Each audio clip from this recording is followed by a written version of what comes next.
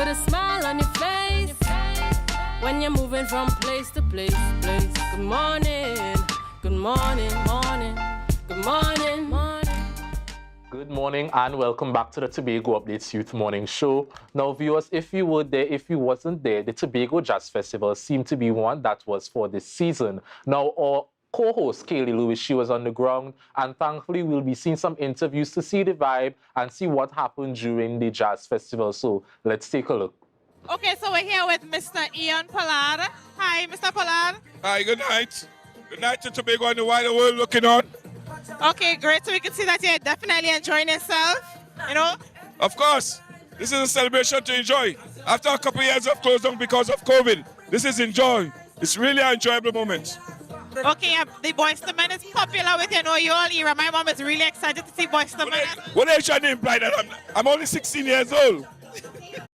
Yeah, but it'd be a nice experience. You just kind of love something to come back so people could practice more love than hate, you know? Instead of violence going on, instead of killing, murder going on, you know, these are the kind of songs that you need, at least so people have the positive reinforcement.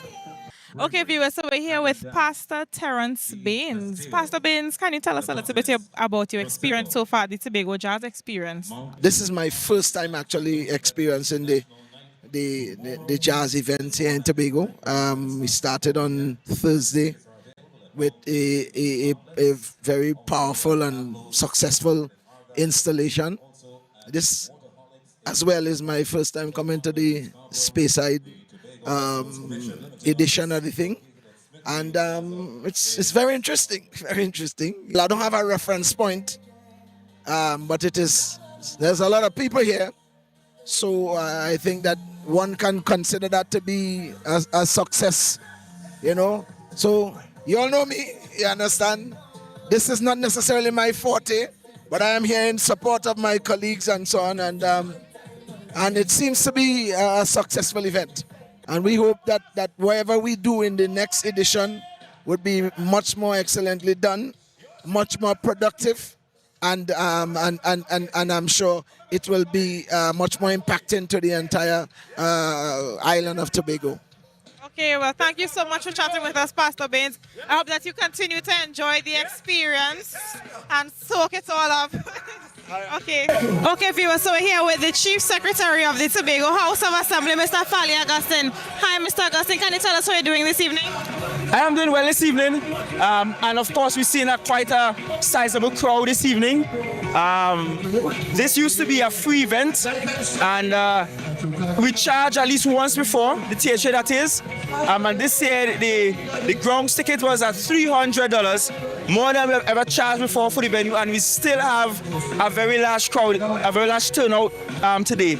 And this follows on from an also impressive opening night on Thursday.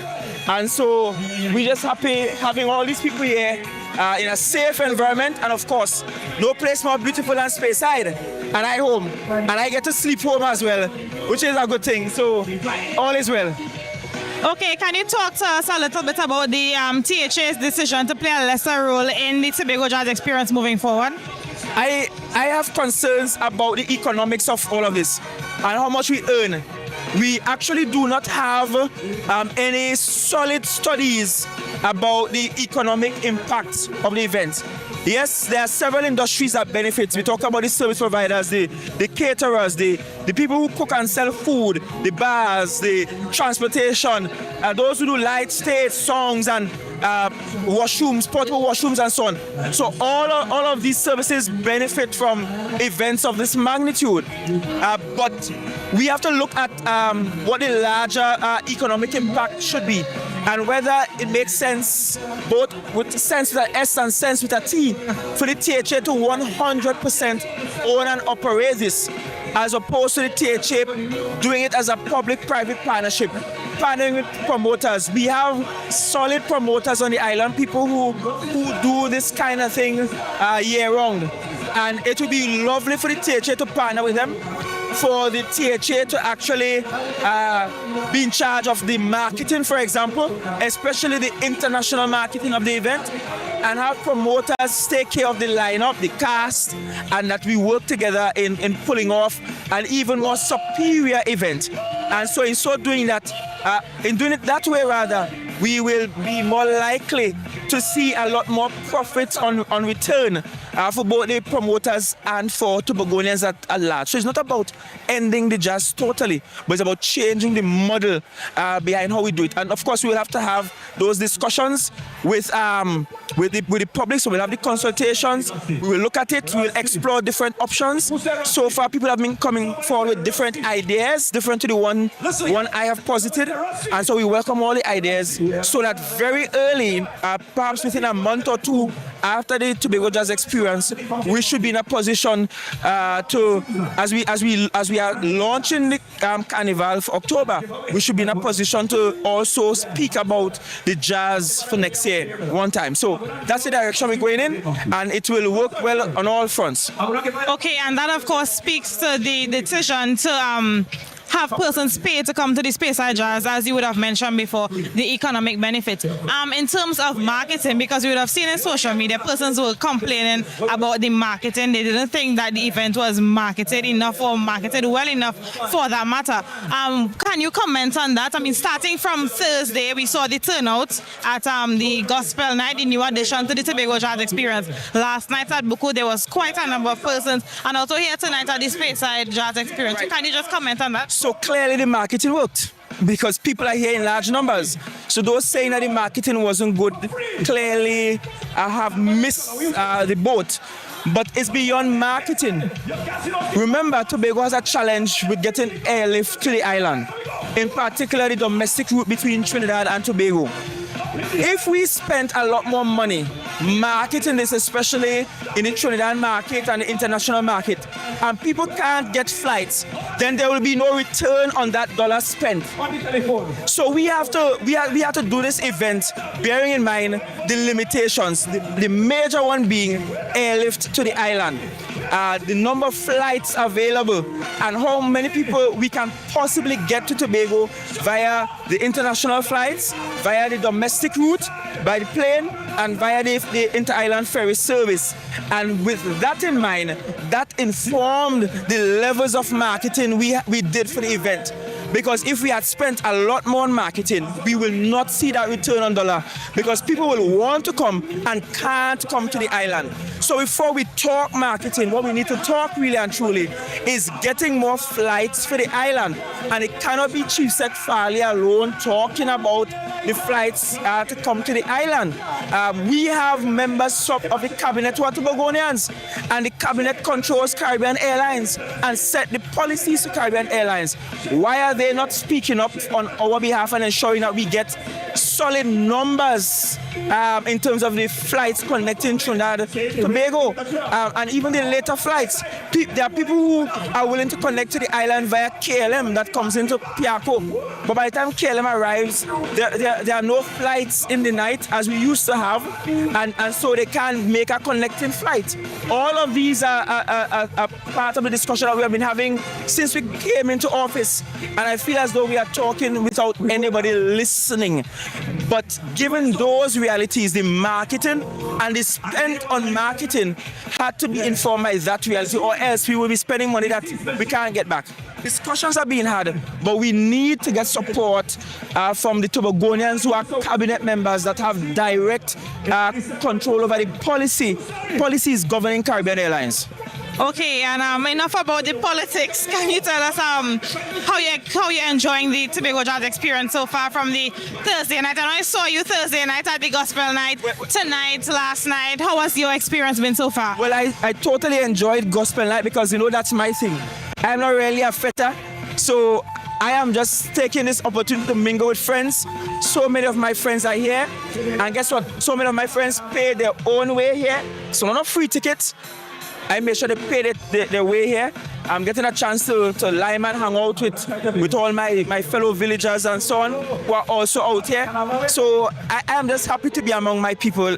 I am always happy to be among my people. That is what this is about for me, being able to mingle with the people that love and support me, who are all here in the numbers this evening.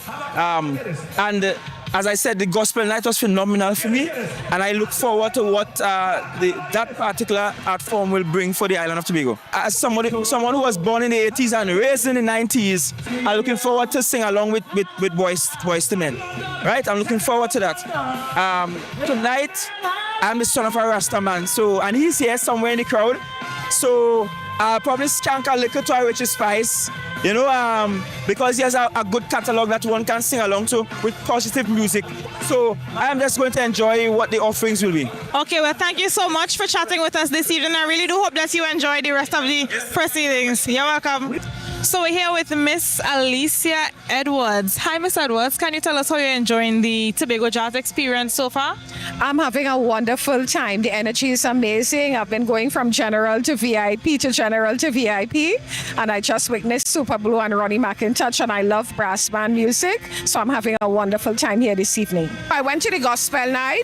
It was a different kind of event, but well put together by the Tobago Festivals Limited. The performances were wonderful. I didn't catch all of them, but it was wonderful, and I think it was a wonderful start to the jazz this year. Okay, and what are your thoughts on the addition of the gospel night to the Tobago Jazz experience? The thing about it is that music is universal, and there's a room for all genre of music, and I think that based on the response this year, it was an experiment. I think that based on the results this year, this experiment was a success, and it should be something that should be continued for future jazz festivals. Okay, viewers, so we're here at the Tobago Jazz experience with Collis Hazel, the Assistant Commissioner for Tobago.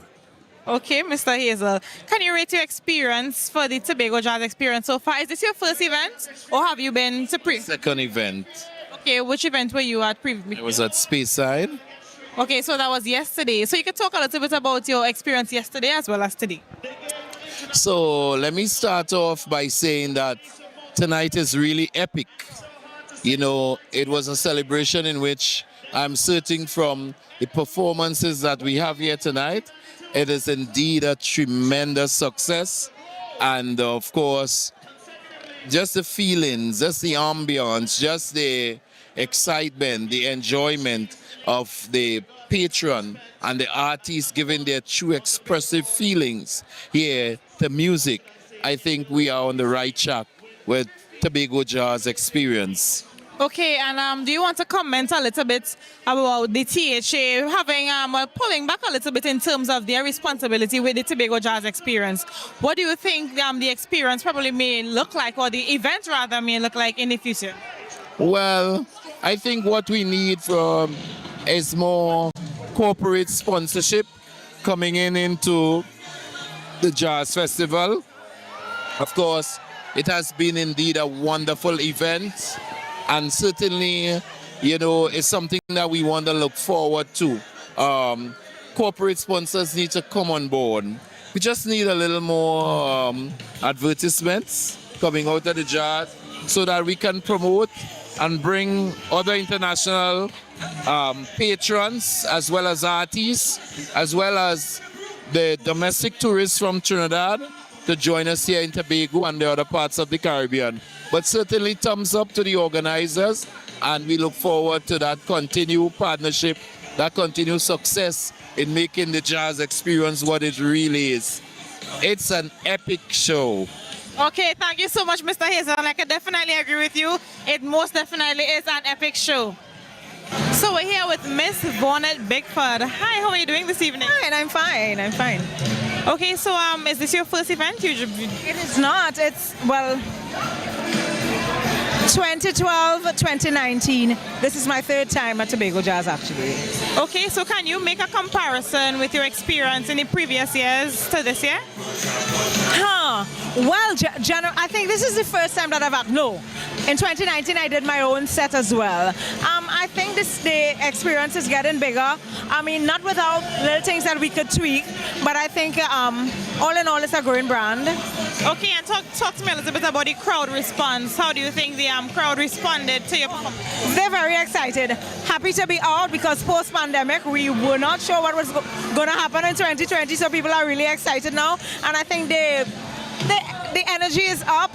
They're glad to exchange that energy with the artists on stage, and people just out here to have a really good time, you know. Okay, and for you as an artist, how did the pandemic affect you? Coming out of the pandemic, are you getting a lot of bookings? Well, I got bookings before the pandemic, and of course when the pandemic came, nobody got bookings because we could do nothing. So I mean, found ways and means to do different things during the pandemic, kind of take the brand out from where I actually have to have crowds. We kind of went into people's homes and whatnot, and now it's basically just to kind of get it going back now that the pandemic is kind of over, like we hope. Yeah, so. And is there anything moving forward you think we could probably add or take away, any adjustments you can make to the Tobago Jazz experience for it to be a bit? I will send them an email. I have a lot of suggestions, but I don't want to focus on the suggestions tonight. The energy is beautiful. We're here. We could talk about how we will improve it another time. Okay, no problem. Okay, it was so nice chatting with you. Viewers, that was the Tobago Jazz 2023 highlights. Once again, I am Luke Trim, and it was a pleasure to host this morning's show. For those of you who joined us, those of you who will be watching the rerun, I just want to thank you all once again for choosing Tobago Updates to start your morning on the right note. So at this moment, we'll be heading over to Good Morning Tobago with Chanel Felix. So don't go anywhere yet, guys. Just remember to share the live, share the live, share the live. Thank you once again for joining, and we'll see you next week.